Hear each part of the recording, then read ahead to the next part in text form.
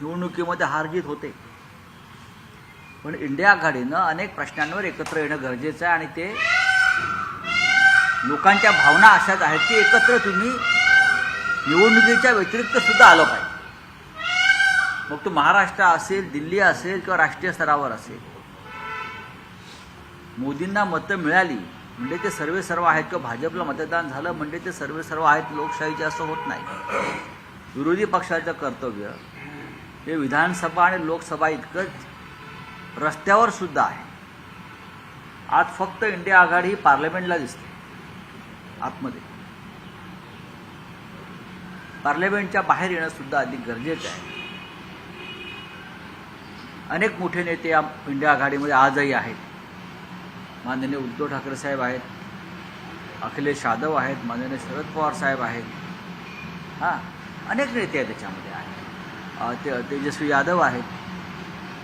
आणि प्रत्येकाला असं वाटतं की इंडिया आघाडी, फारुख अब्दुल्ला आहेत, इंडिया आघाडी ही मजबूतीनं टिकायला पाहिजे आणि भाजप समोर जे आव्हान उभं करायचं. काँग्रेस बोध घेईल असं वाटतं तुम्हाला? काँग्रेस पक्ष हा या इंडिया आघाडीतला आमचा बिग ब्रदर आहे, मोठा भाऊ आहे, राष्ट्रीय पक्ष आहे. 100 जागा त्यांच्याकडे आहेत आणि 100पेक्षा जास्त जागा जिंकण्याची क्षमता त्यांच्यामध्ये आहे. पण जेव्हा आम्ही एकत्र असू तेव्हा, हे आपण उत्तर प्रदेशमध्ये बघितलेलं आहे, महाराष्ट्रात लोकसभेला पाहिलेलं आहे.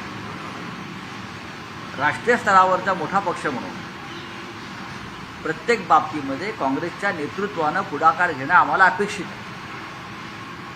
फक्त जागा वाटपामध्ये खेचाखेची करण्यासाठी आघाड्या नकोत आम्हाला. निवडणुका आल्या, विधानसभा आल्या, लोकसभा आल्या, जागा वाटपामध्ये बिग ब्रदर नको.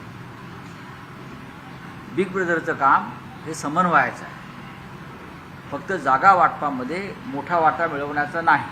आगामी बिहार विधानसभा निवडणुकीत तरी इंडिया आघाडी एकत्रित दिसेल का? मग माझ्या माहितीप्रमाणे तेजस्वी यादव जे आहेत, राष्ट्रीय जनता दलाचे जे प्रमुख नेते आहेत, लालू यादव आहेत, हे सकारात्मक आहे. इंडिया आघाडीच्या किंवा त्यांच्या स्थानिक आघाडीच्या बाबतीमध्ये त्यांचं मी वक्तव्य ऐकतोय सातत्यानं. अखिलेश यादव सकारात्मक आहेत, इतर आमच्यासारखे पक्ष सकारात्मक आहेत. कारण आम्ही लोकसभेला करून दाखवलं आहे. लोकसभेला आम्ही महाराष्ट्रामध्ये करून दाखवलेलं आहे. इतर राज्यामध्ये सुद्धा, उत्तर प्रदेशसारख्या राज्यामध्ये आम्ही एकत्र राहून मोदींचं आव्हान मोडून काढलेलं आहे किंवा भाजपचं आव्हान मोडून काढलेलं आहे. म्हणजे आमचं जे संघटन आहे, आम्ही युनायटेड असल्यावरती आम्ही समोरचं आव्हान हे 100%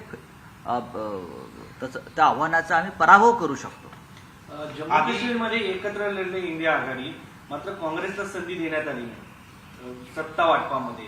अशा परिस्थितीमध्ये एकीकडे उमर अब्दुल्ला बोलतात आणि सांगतात की इंडिया आघाडी एकत्र राहिली पाहिजे, मात्र जेव्हा सत्तेत वाटा देण्याचा प्रश्न येतो तेव्हा कुठेतरी मागे म्हणजे करणे पाहिजे. प्रश्न असा आहे की जम्मू काश्मीरमध्ये राहुल गांधी यांनी भारत जोडो यात्रा काढली, त्याचा फायदा उमर अब्दुल्लांना झालेला आहे.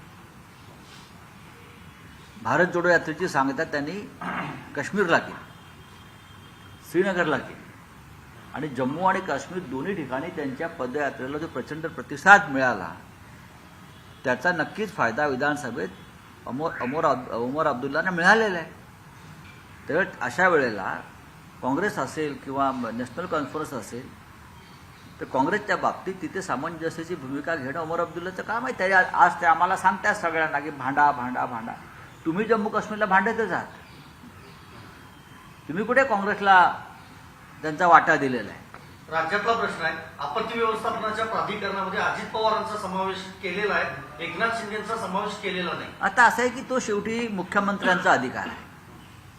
आपत्ती व्यवस्थापनामध्ये कदाचित अजित पवारांना जास्त ज्ञान असेल, कारण त्यांचे जे काका आहेत माननीय शरद पवार साहेब, हे राष्ट्रीय नॅशनल डिझास्टर मॅनेजमेंटचं त्यांना अटल बिहारी वाजपेयींनी प्रमुख केलं होतं गुजरातच्या भूकंपानंतर भुजला झालेला.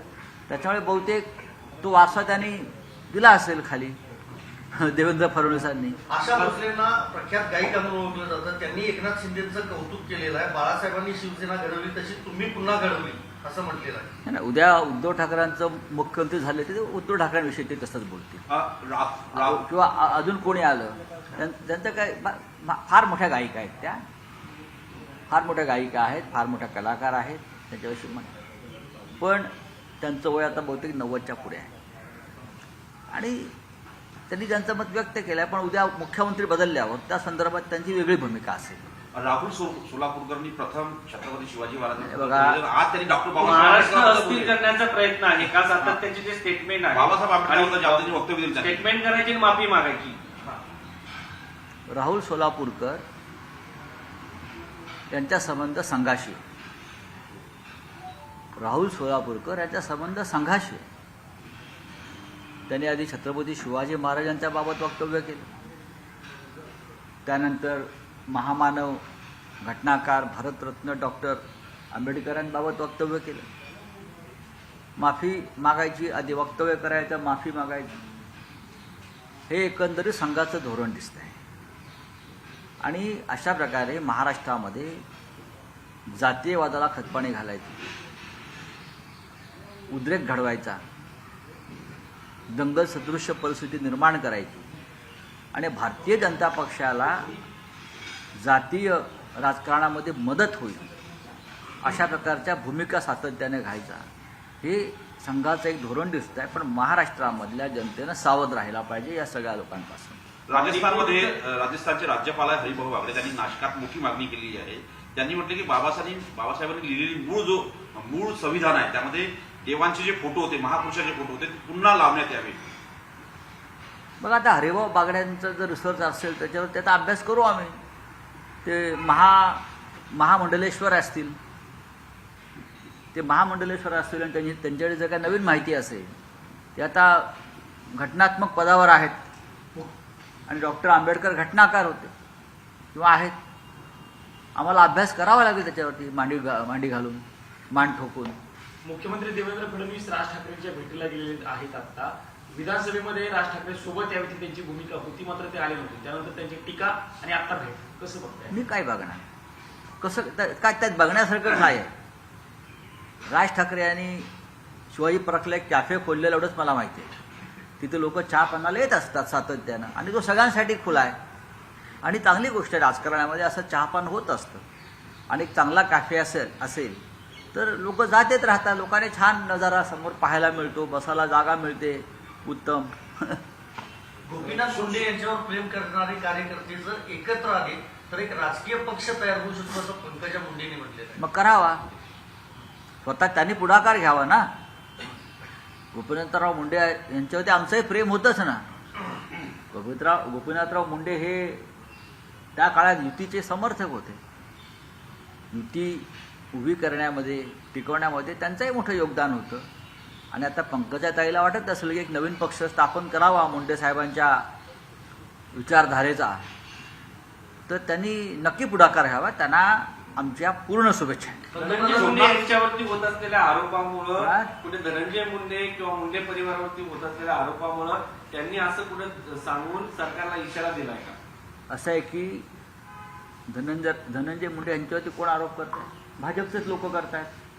अंजली दमाने असतील, सुरेश धस असतील, हे कोण आहेत? हे देवेंद्र फडणवीस यांचीच माणसं आहेत पूर्णपणे. आणि त्यांनी ते वारंवार धस यांनी जाहीर केलेलं आहे, मी त्यांचा चेला आहे म्हणून.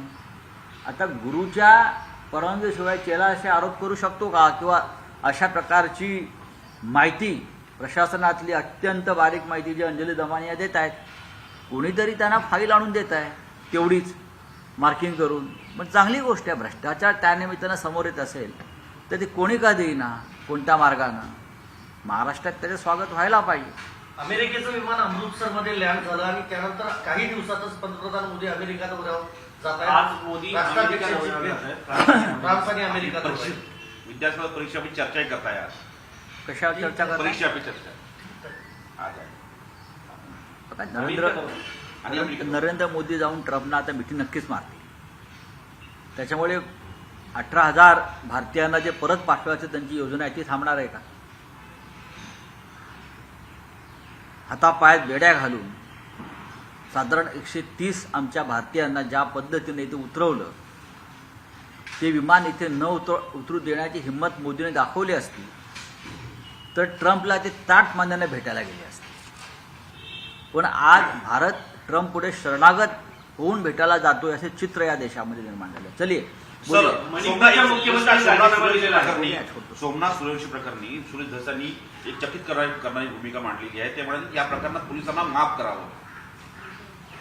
मग हीच भूमिका जर संतोष देशमुख प्रकरणात खून हा खून असतो ना. परभणीमध्ये वेगळा न्याय खुनाला आणि बीडमध्ये वेगळा न्याय खुनाला का? सोमनाथ सूर्यवंशी हा एक दलित समाजातला घटनेचं रक्षण करणारा कार्यकर्ता होता, हे विसरू नका. आणि त्याचं बलिदान जे आहे हे संविधानाचं रक्षण करताना झालेलं आहे, हे सुद्धा धस याने विसरू नये.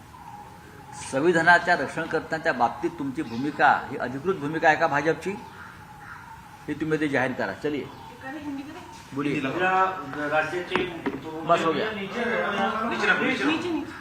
आज तक नीचे रखो ना बोलू. बोलिए. सर, मणिपुर के मुख्यमंत्री ने रिजाइन कर दिया जब 2 साल पहले वायलेंस हुआ था. उसके बाद 2 साल में 2 साल पहले से वायलेंस चल रहा है वहाँ पे. ऐसे दूसरे का 2 साल देखिए, ये वायलेंस के लिए जिम्मेदार अगर कौन होगा वो वहाँ के मुख्यमंत्री हैं. उनके जो ऑडियो वायरल हुए हैं वो आपने देखा होगा कि वो किसी को बता रहे हैं कि कैसे मैंने यहाँ दंगा फैलाया, कैसे यहाँ मैंने लोगों में फूट डाली, कैसे आप मणिपुर का विभाजन की तरफ जा रहे हैं. ये मुख्यमंत्री है और ये प्रूव हुआ है कि आवाज़ मुख्यमंत्री की है. और मुख्यमंत्री के खिलाफ अविश्वास प्रस्ताव लाने की तैयारी चल रही थी. तो उससे पहले बीजेपी को लगा कि अब बेहतर है कि उनका इस्तीफा ले ले. लेकिन 2 साल में जितने लोगों की वहाँ हत्याएं हुई है, जान माल का नुकसान हुआ है, हाँ, अब तक प्रधानमंत्री वहाँ नहीं जा सके.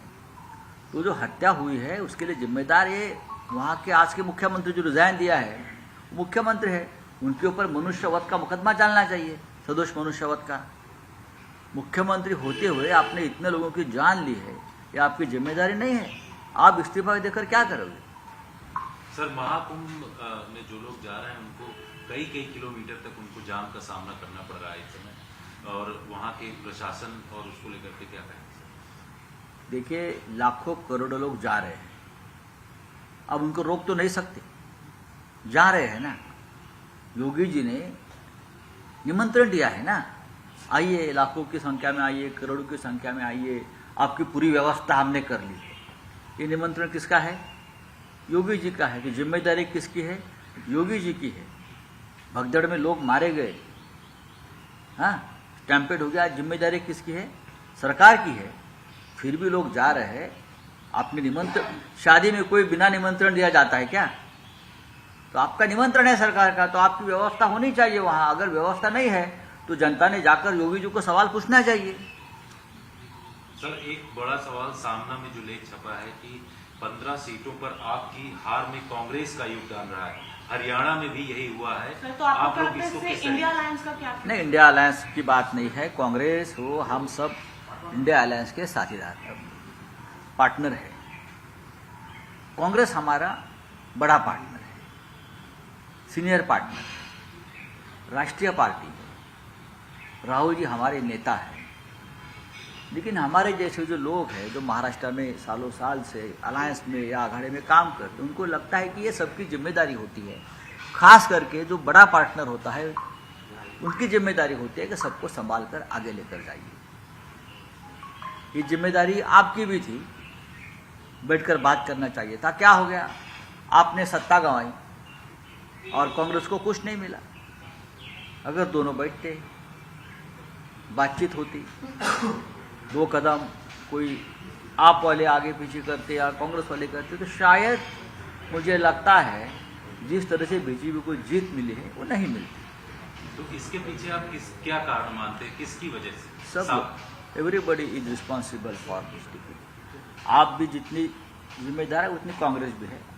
सर, अहंकार नहीं होना चाहिए, ईगो नहीं होना चाहिए अलायंस की राजनीति. ये हमारा कहना है.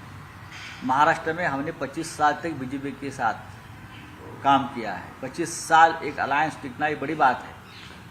अभी भी हम महाविकास अखाड़े में काम करते हैं, हमें मालूम है किस तरह से अखाड़े में या अलायंस में काम करना चाहिए. कांग्रेस को अपनी बड़ी भाई की जिम्मेदारी हमेशा बहुत ही संयम से निभानी चाहिए। क्या इंडिया अलायंस में नेतृत्व परिवर्तन की बात, जैसा कि ममता बनर्जी का नाम चल रहा है, आप भी सहमत हैं उसको लेकर? नहीं, उसका ऊपर कभी हमारी बात नहीं हो गई। जब हम एक साथ बैठेंगे इंडिया अलायंस की बैठक में, तब उसका ऊपर कोई चर्चा करना चाहते हैं तो चर्चा होगी, इसमें नई बात क्या है। चर्चा है, डेमोक्रेसी है। बीजेपी में अगर डेमोक्रेसी नहीं है उसका मतलब ये नहीं कि इंडिया आघाड़ी में नहीं है, इंडिया अलायंस में नहीं है।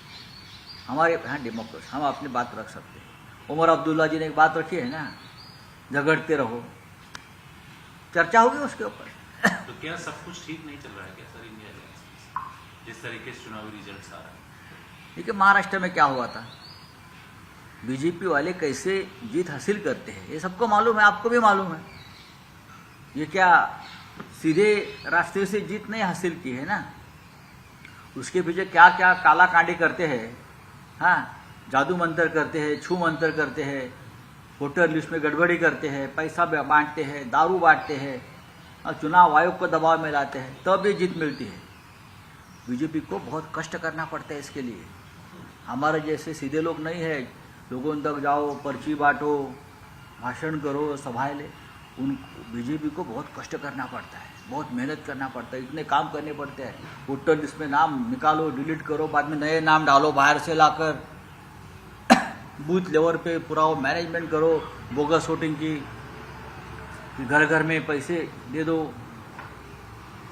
चुनाव आयोग के ऊपर, पुलिस के ऊपर प्रेशर डालो। कितना काम है चुनाव जीतने के लिए, हमारे जैसा थोड़े है। Sir, one nation one election को लेकर रेवंत रेड्डी का कहना है कि ये सिस्टमैटिक डैमेज है डेमोक्रेसी का, इसको आप कैसे देखते हैं? हम भी इसी नज़र से ही देखते हैं। पूरी लोकतंत्र खत्म करने का ही ये एक जरिया है। Thank you.